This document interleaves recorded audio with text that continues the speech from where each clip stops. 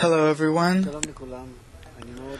I'm very happy to see all of you here on the screens, on our screens here on the walls. Plenty of groups all over the world. Kaliningrad, Odessa, New York. Previously we saw also groups from around Israel. I hope that through such events we will achieve our goal, the realization of the goal. And specifically about this, I wanted to speak today about our free choice, the only choice we have in life, which is choosing an environment. And precisely, specifically by it, and by the correct realization of this choice, we achieve our goal. We, mostly, are people who at least have been through half our lives, also according to what I see on the screens. And according to our experience in life, we see that we perform plenty of actions, but do we really need them? If we wouldn't have done anything, would have something changed? It's a serious question. The blind faith life that obliges us to perform different actions and do different things, and what happens later as a result? Can't we simply stay the way we are without doing anything? Or all of our plans, where do we take them from? What do we decide according to what? And is it corresponding to the general law, to the general plan of nature? Does nature have a general plan in which we already are included? And our participation, is it correct or not in that very plan? Who knows? There might be people who could tell us something about the future, and as if also there are correct things about it. If everything is so absolute in nature, everything behaves so correctly and consistently, is there a place for free actions on our behalf at all? Maybe it all seems to us the way we do the still vegetative, animate speaking people when we look from the side at all this. They're roaming around, active. The wisdom of Kabbalah tells us that we're operated by pleasure and pain. And these two powers are sufficient in order to aim us towards anything and everything. What? We have no idea, but always, since we have no other choice, we escape troubles and are attracted to pleasure. Each one only has his own private, particular calculations corresponding to one's own character at the root of the soul, so to speak, and so we're aimed from above. No one knows where to. What will happen the next moment? We have no idea. What's happening in this moment? We have no idea. And if previous years, maybe if I look at previous years, all that I went through, was it me? I don't even think that it was me. To such an extent, I was in all those places, I did all those things. It was me. It's a big question. Is it me? This question only tells us about how managed we are from above by the powers that bring us where? Towards what? And here we're truly needy of the wisdom of Kabbalah in order to not pass our lives in vain like dolls that are operated with an inner spring that's being, or a small inner engine. Kabbalah tells us that the Creator has created us in a vast system, and in the system we're all connected. all the different parts are connected in a special order, like the heart, the kidneys, brain, and so on and so forth, all the parts in the body. And this is the system in which we exist. And in this system, we don't really have a feeling about the functioning of the system itself, how vast and perfect of a state of a system it is. We're like cells in a body. Say some cell is working inside the body, so it realizes orders from the body, whatever the body demands. Say, this is a cell. Inside the cell, there is a kind of a program of how to work with respect to the rest of the body, and that cell works towards the rest of the body. So what does it have as a result? As a result, it feels that it's alive, that it exists in some corrected system, and that's that. The Creator, this general force that acts here, either you can call it nature, the Creator, which are one and the same, wants for us to get to know Him, for us to become like this entire system, for us to know everything which is going on here, everything that exists in this general nature, for us to be on a degree higher than this system. And for this, when He has determined the goal of bringing the creature, this is the creature,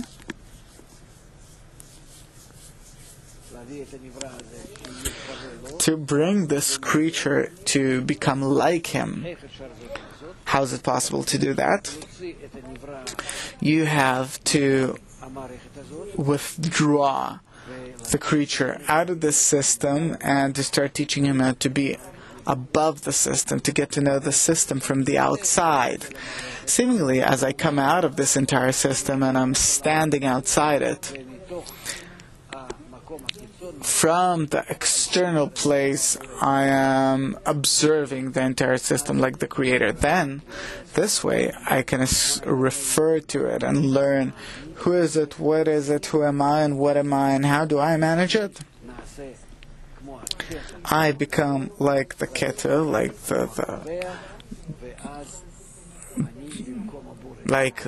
big, the adult, towards the kettle, determining, and then I become like the Creator. That's the goal. That's what the Creator wants from me. How can I reach this point? How can I realize it? Then, Kabbalists, they tell us that all these things, all the things that we're coming to, they come through a very special process. As a result of that which the Creator has decided, whatever He does later on, what He actually does later on is that He builds this and He breaks the entire system in which we existed previously. And there's this new state where we're disconnected from each other. Of course, we remain connected, but this connection is no longer evident nor obvious to us. Inside, we're connected. The system's there. The light, this power of the Creator, it's nonetheless here. But it's concealed from us. And then each one feels himself as independent. Independent. I do not depend on them nor on anything else. So we have this first state where we're connected together, which is called the world of Ein Sof. This is what I previously described to you. And now the second state, where we're disconnected, it's called the broken world, our world. The breaking. the second state. And as a result of each one feeling himself disconnected, he already has the opportunity of performing an act of himself and returning himself to the corrected form. And also through his efforts to connect the entire system, just like the Creator once did. Meaning each one of us, I'll talk about one person, but each one should take it personally.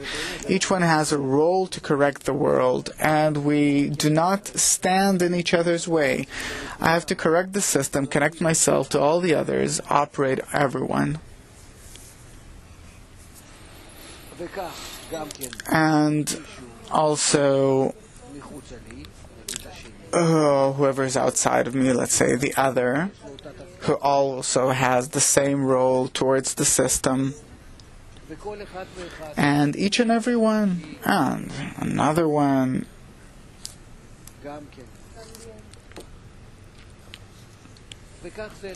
And no one stands in the way of the other in order to perform the same action, because each has the private root of the soul, and each one has to organize himself this way. Each one reaches a state where he is the one who determines. He becomes the keto, or the creator, towards this entire system.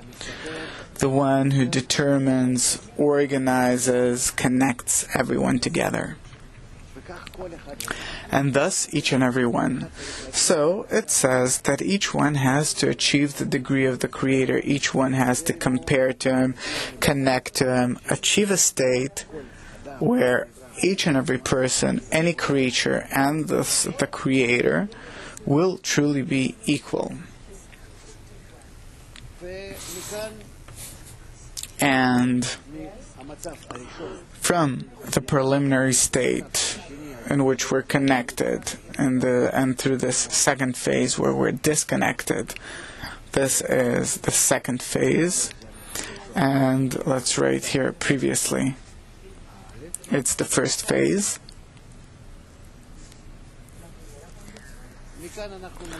From here, we achieve the realization of the goal, meaning, again, we return.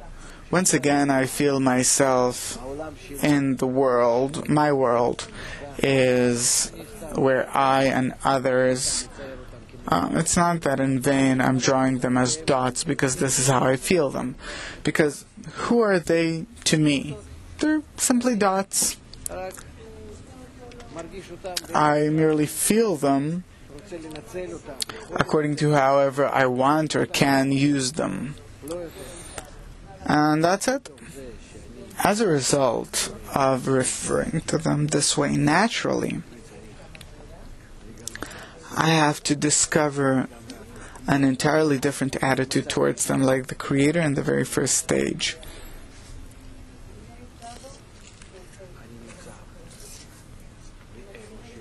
I'm in my ego, and in the next state I have to be like the Creator.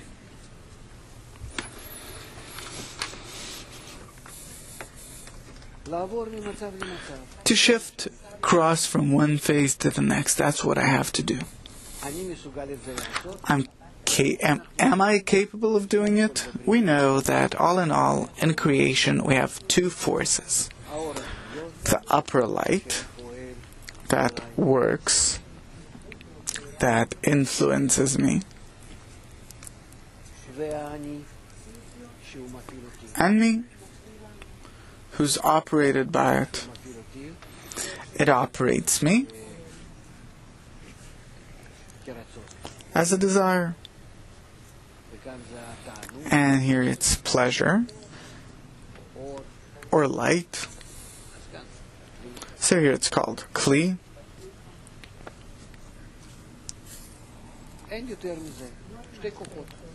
That's all there is to it. Two forces, and the same as the upper light has created the desire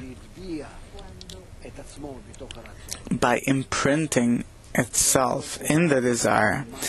And the desire is truly projection, a duplication of the light, then certainly whatever change occurs only through the light. There's only this line, so eventually, only through the light can there come an action to the desire. So what can you do?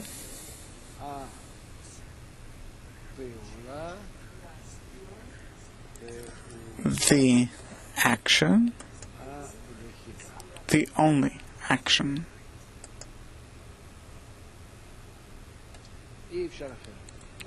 Impossible to go about it any other way. But we were given an opportunity of so. There is a desire for us to achieve the degree of the Creator, for us to operate, for us to know what the plan is, for us to achieve equivalence of form with the Creator, to be above everything. So, comes out that although there is the activization by the upper light over the desire,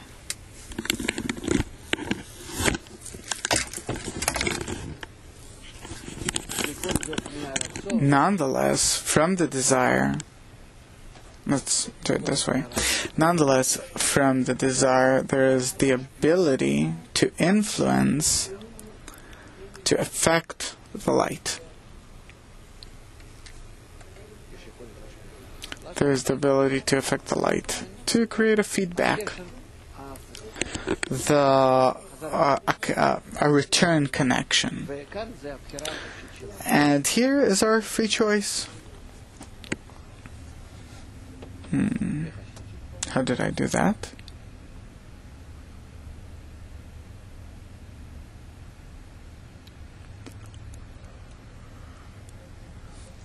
I'm sorry, I don't yet know. Free choice. Meaning, why is it free choice? Why is it not obligated? Because obligated is the light that affects the kli, or the soul. And unobligated is that I can participate in this feedback and change and manage the light. When the light affects me directly without my participation, I feel it either as pleasure or pain. Usually both. And then I run according to both. The pleasure, it pushes me from behind, this is me, and, well, this is the suffering. From behind, the pleasure pulls me from up front, pulls me from forward, and I constantly run to where the light aims me. It is called, in its time, be'ito, or according to nature.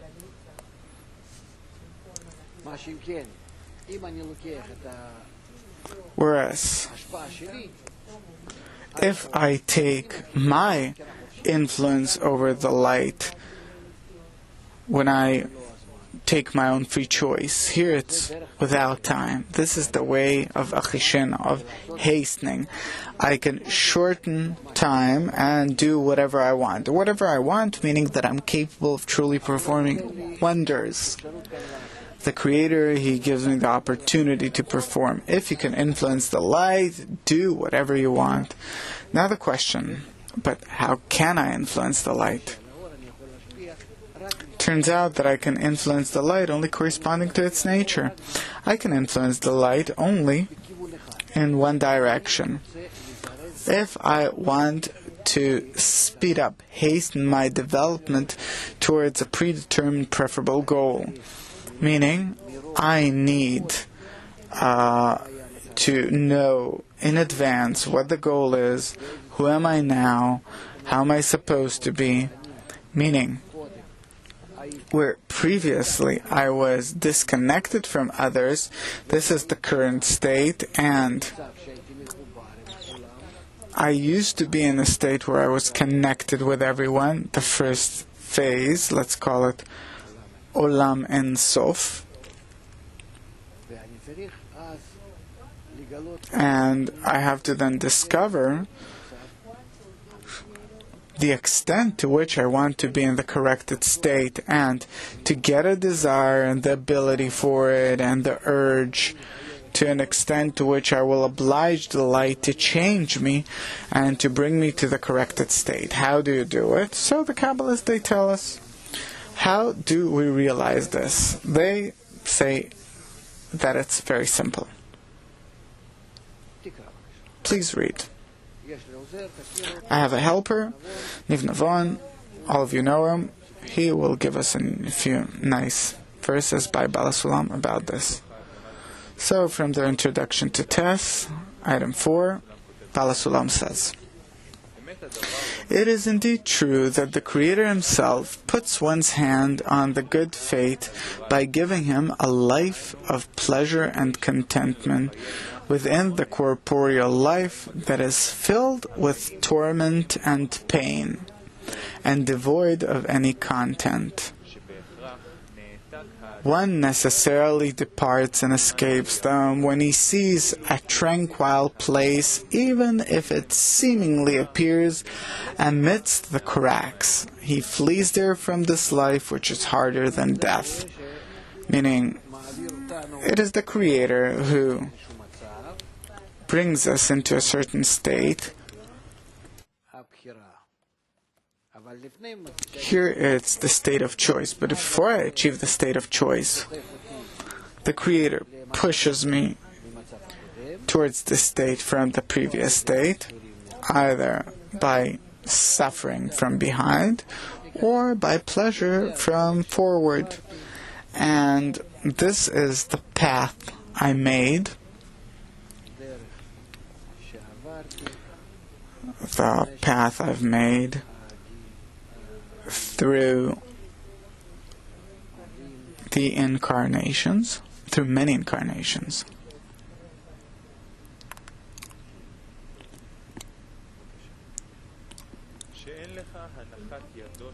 Indeed, there is no greater placement of one's hand by him than this. Yes, which means that accordingly he aims and aims us and eventually brings us to a state where here we're already ripe. Ripe to do what?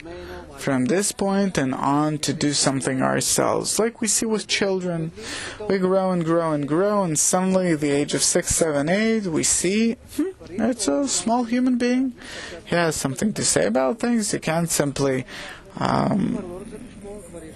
twist him around your finger. He no longer wants to listen. He has his own opinion, and then on the one hand he has a certain free place. He can agree or not agree with you, and on the other hand, precisely because he has this free choice, he has because he has this free desire, he has free choice. It's the good and bad that you have. Until we reach the wisdom of Kabbalah, all that we did throughout life and all of our incarnations did not depend on us at all, as if we did nothing. The Creator, He aimed this body throughout all the generations. Look, He brought him and made him the way he is.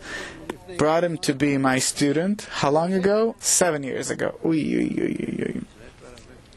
That's a long time. And then it means that he is already prepared for free choice. And now he has to learn how to realize it. And don't look at the past at all.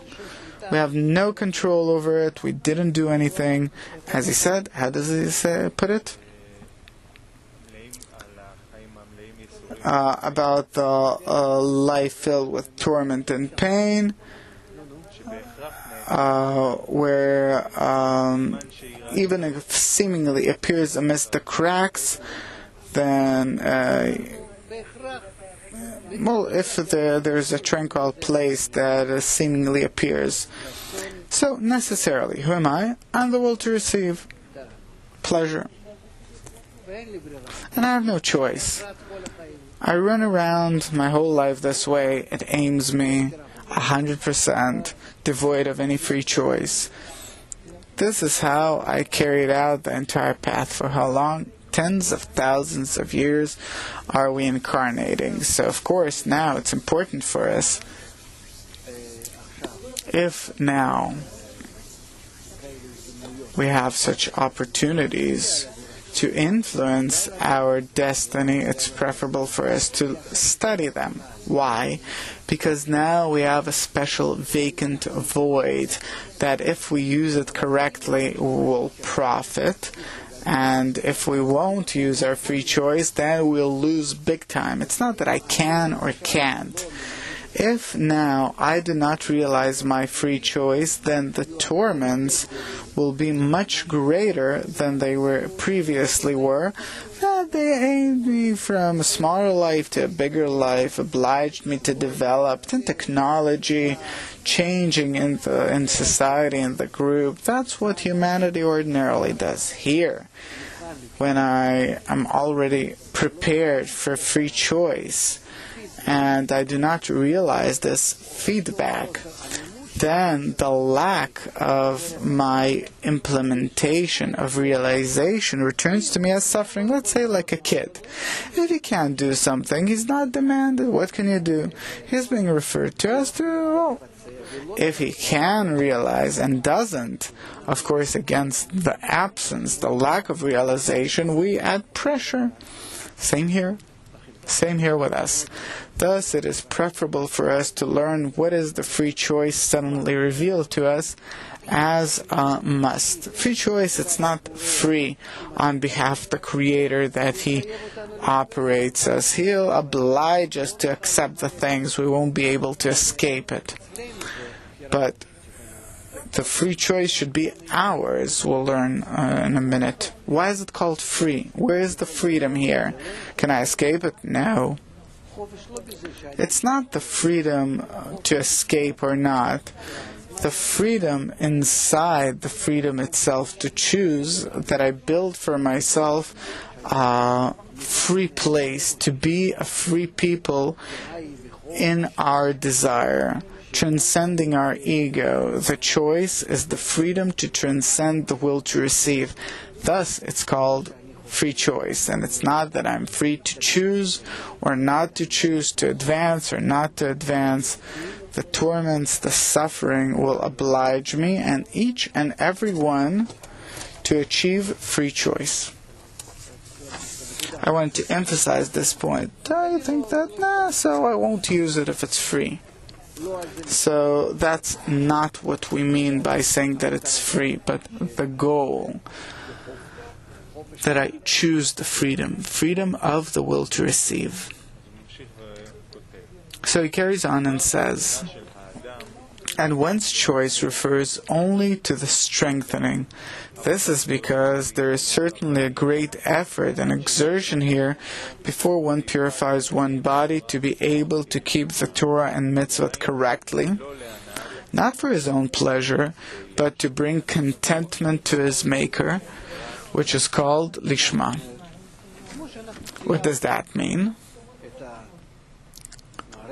The same as we drew the system here, inside which is me, and now I'm like the Creator. He's standing behind me. This upper force, the light, let's put it that way. And I use the power of this light, and I I influence the entire system. I connect them to myself, and I organize the entire system. To the extent to which I can organize it, I build my soul each time, extending it and connecting it to myself.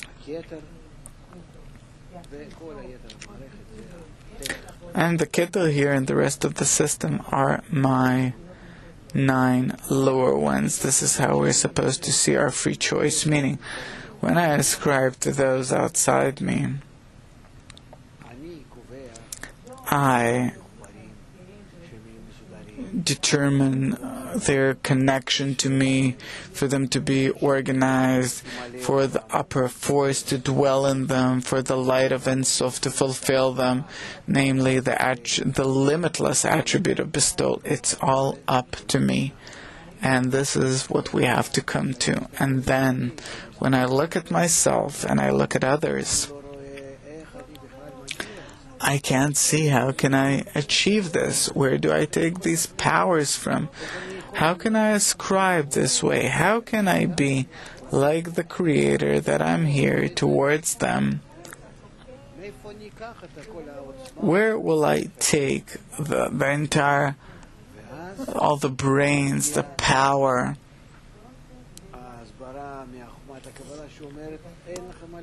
And then comes the realization from the wisdom of Kabbalah saying you have nothing to worry about. Why? Because being in the system, what's being done with a person as he becomes worthy of free choice? What happens to him? He is being brought to a place where he can implement his choice. The Creator takes man's hand and puts it on the good fate, and telling him, take this. Meaning, in this entire great big system, which is the Malchut of Ein Sof, I needn't be connected to everyone, but it's enough if I will be connected to part of it. And this part is called a group. That's enough for me. And then I'm outside the group and I'm being brought into the group, and I'm told, start bonding, start getting in, try for the group to influence you, and you will influence it. You see, also here, there is the same response in return. The same feedback by which I affect the group, the very same as the upper light influences the soul, the group could influence me the same way I should influence the upper light. Meaning, we were given in our world on purpose the same state as in spirituality. And in our attitude, we can determine all of the spiritual laws, and to the extent to which I aspire to keep these laws between me and the friends, wherever they bring me. No one asked me, do you want, to not want? But I was brought here and I'm told, now you have to work. The very same way the Creator works with your soul, and you want to work back and feedback so that you affect the group and it affects you in return. If you can do it, then it is possible, then it is called the realization of free choice. How come? Because correspondingly you aspire to be in the same spiritual state that we're talking about, that you want to achieve, so try building it here and now.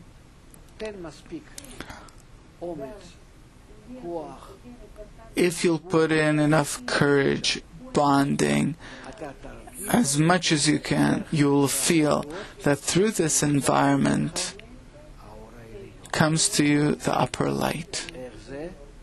How come? Very simple. As we said before, where are my previous sketches? You see this? I'm here, and behind me there is the upper light. How can I influence the others? Do I have something of my own? Of course not.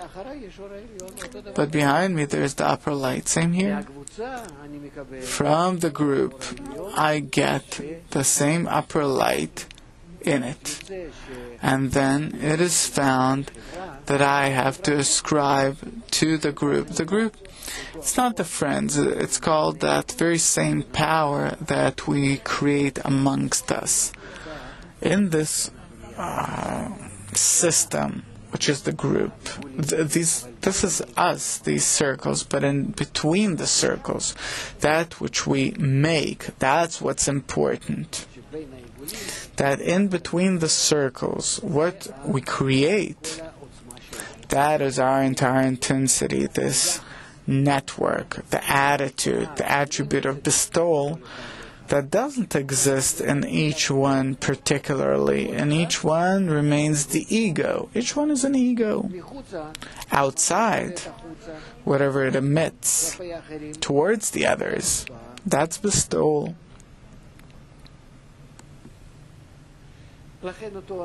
Thus, that very network we build amongst us is called our soul. We learn this also in the spiritual system. We learn that there are the worlds of Bia, Bria, Yetzira, Asiya.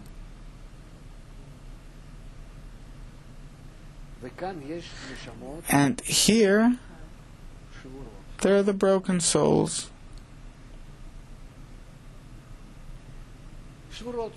Broken, meaning disconnected from each other, each one separate. And later there is what we call the Malchut,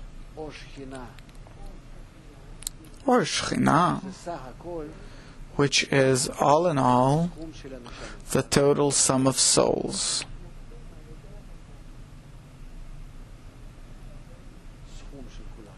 The total sum of all of us. If we try to build amongst us, take a look here please. If we try to build amongst us such that in between us we try to build a connection, a network,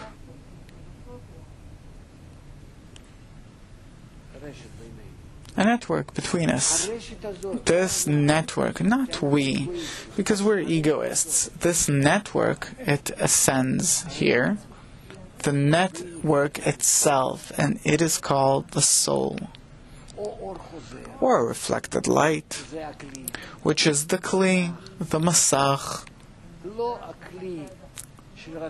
not the kli of the will to receive. It's banned from being the vessel of reception after Tzimtzum Aleph, after the first restriction. And then Sof, as I sketched in the first sketch, after Tzimtzum Aleph, only the Masach and Or Chozer, refracted light, are the vessel of reception. And this is what we try to create between us. Pruda is that we're separated between ourselves and the worlds of Pruda, of separation, rising to the Malchut of Ein Sof in Atzilut, where we're connected inside this network. The way the upper light lands in it.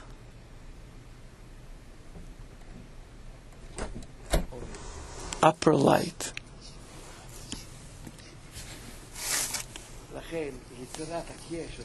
Thus, the creation of connection between us is truly above us.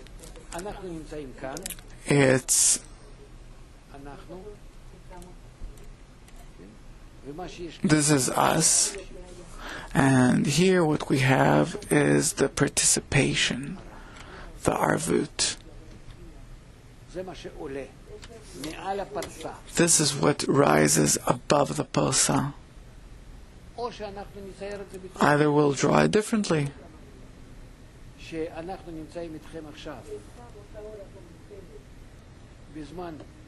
We are now in the state of preparation, which is called Lo Lishma. And we ascend, we try to ascend. We try to build ourselves this way, to achieve bestowal, to achieve something. Here we're still as broken souls.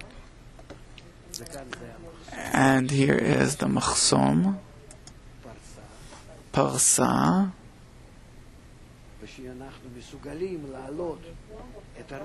And when we're capable of raising the connection between us,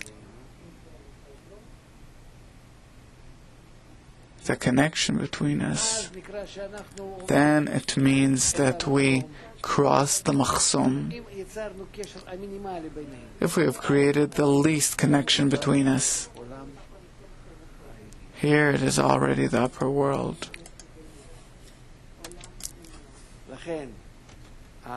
Thus, the game in the group, it's called a game. Here we play. It's something very serious. Like kids that grow as a result of playing.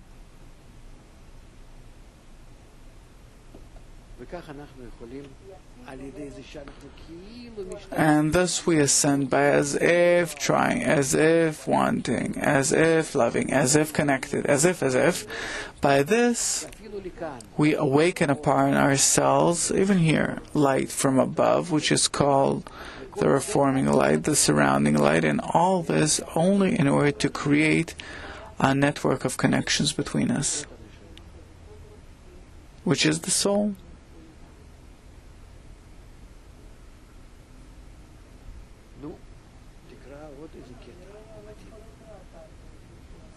We'll read another passage.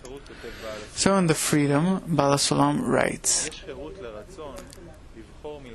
however, there is freedom for the will to initially choose such an environment, such books and such guides that impart to him good concepts. If one does not do that, but is willing to enter any environment that appears to him and read any book that falls into his hands, he is bound to fall into a bad environment or waste his time on worthless books, which are abundant and easier to come by. In consequence, he will be forced into foul concepts that make him sin and condemn.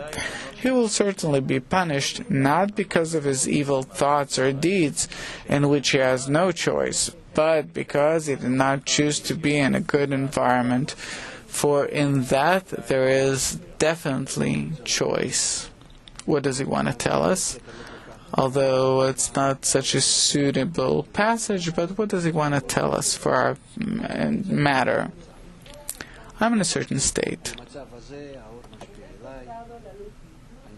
In this state, the light is working on me. I can influence it in return. I can influence the light only through a system called the group.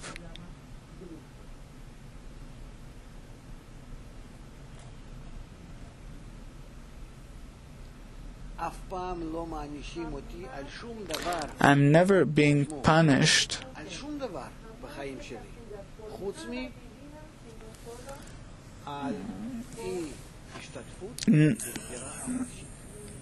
only the absence of participation in free choice. That's the only punishment.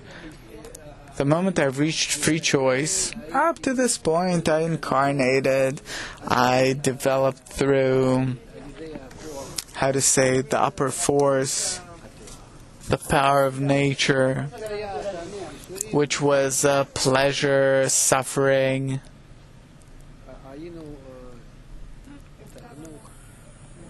Pleasure, suffering influenced me, and thus I used to advance. From this point,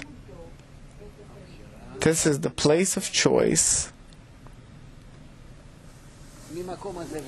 From this place and on, I don't simply get pleasure or suffering in order to advance towards something. I get pleasure or suffering only towards the implementation or lack of implementation of my free will, my free choice. This is what he wants to tell us in this passage.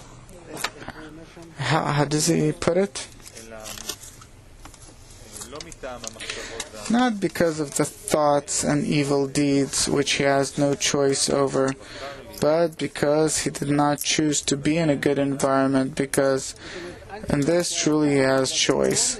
So they'll tell me that you're punished because you're doing something wrong, or leave it alone. Don't take it into consideration. That's all rubbish. Only one thing: there's before you. If you engage in choice, if you're here, you have a plus. If you do not enter, but you go in different other directions, you have a minus, and correspondingly you'll get either a blow or your further entry towards spirituality.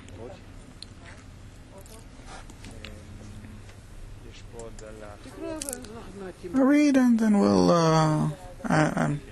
they're all good.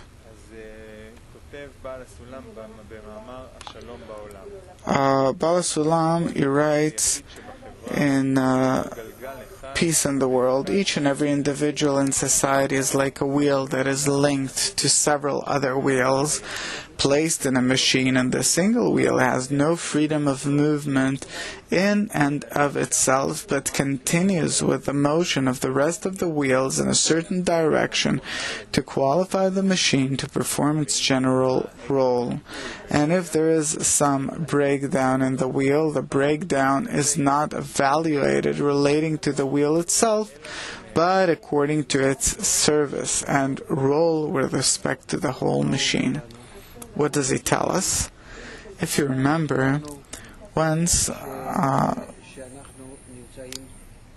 we sketched that we're in a system called the world of Ein Sof, where everyone's connected together. Later, we sketched as if we do not exist in the world of Ein Sof, as if we're disconnected from each other. And the truth is that we're not disconnected. The truth is that that very same upper light, the creator, the connection, it's all there between us, but we have to discover the connection ourselves. We have to participate in it ourselves. It's like a baby. Isn't he present in the world? He is. Later he grows as a small child. He's in the world. He is. The world around him operates him fully. Whatever he needs for his age, the world creates for him and gives and gives and gives him. And every time the world demands of that baby a greater participation, for it to give back to the world, participate with the world, with the environment, with society. The same with us.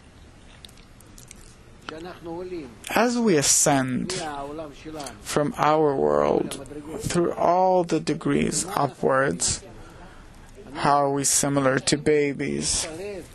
We have to find our place inside the system until we achieve the infinite system. And here, above, only up here above are we similar to the Creator. So don't say that you're not in a system, that you're in some space. No. If you're on such a degree, then part of you are being attached, and this is a part that the Creator fulfills on a higher degree. If you're here, say.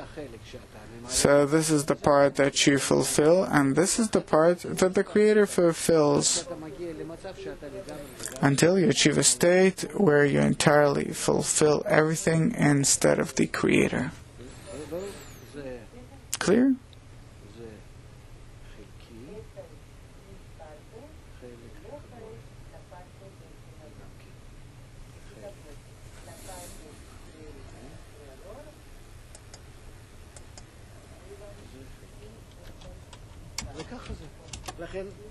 That's how it is.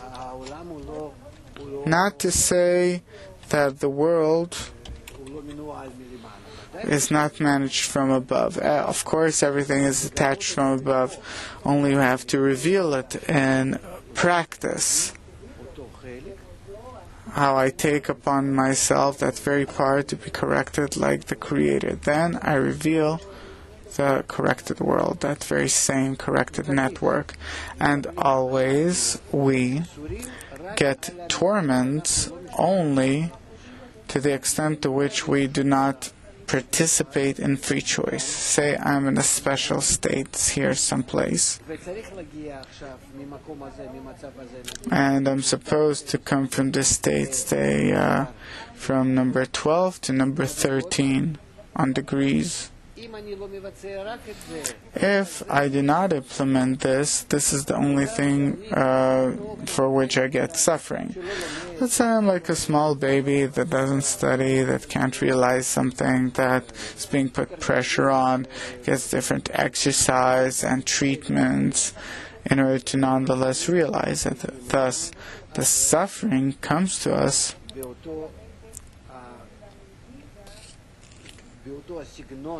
only in that same direction and the same style in which we cannot implement free choice.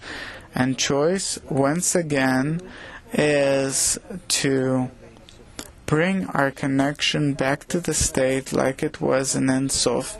And the choice is upon each and every one. And what's interesting about it is, and we have a strong helping force here, because as I reach a group, I reach a state where not only am I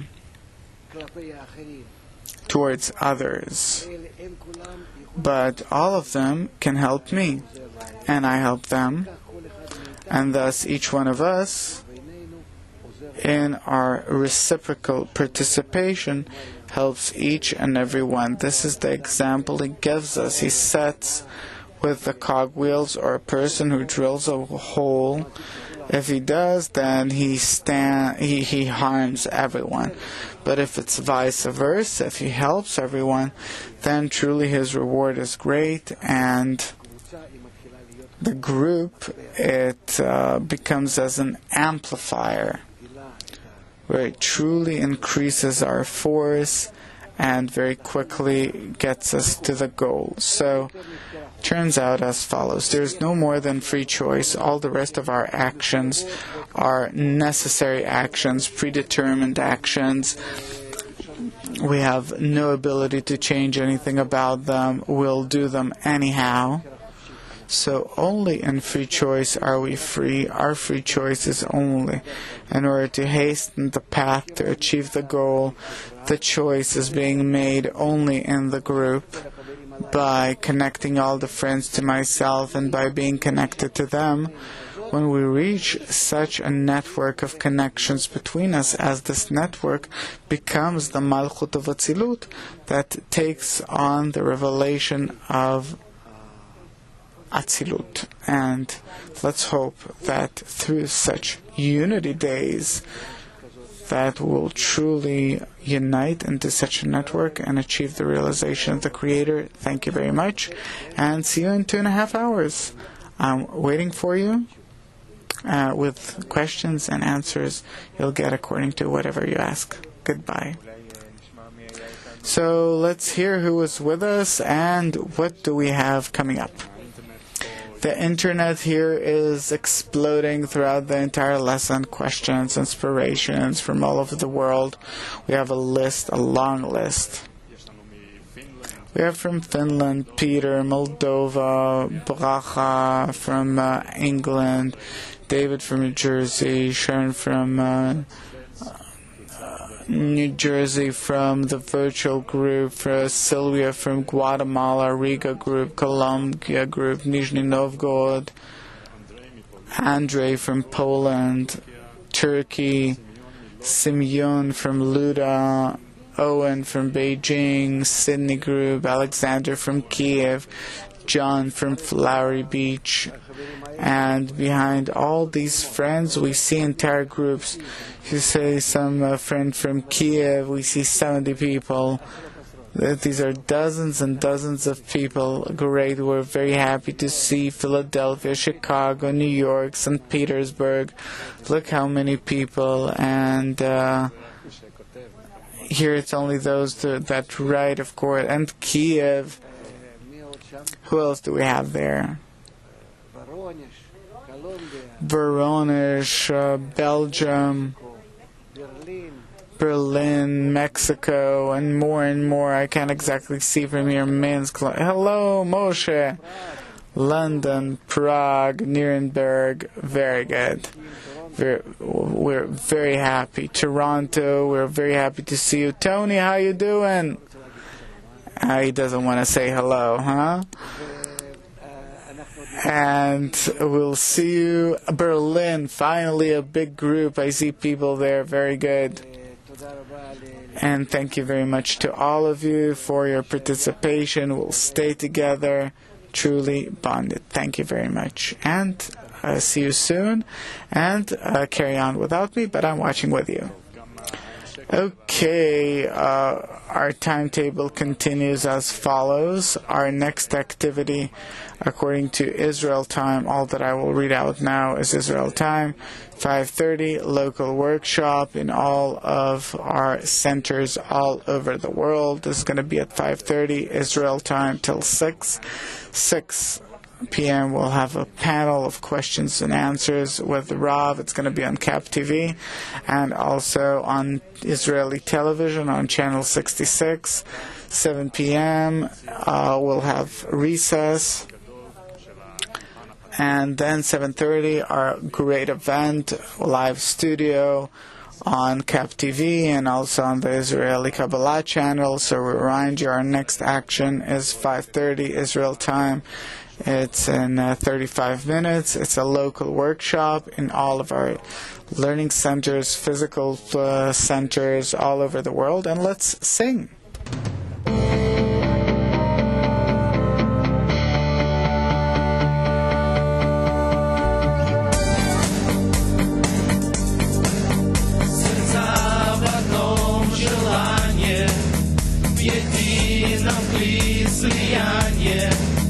כולנו כלי אחד, נשפיע לזולת, אדם סטיות все ближе, пускай Творец услышит, עלינו לספינה בכוונה, объединим חבר наше сердце, душою влейся мир обоих לי, אז יתחברו החברים ויגלו שכולם חיים השפעה. El Cristo está unido, por Él está conmigo. We are a single fleet.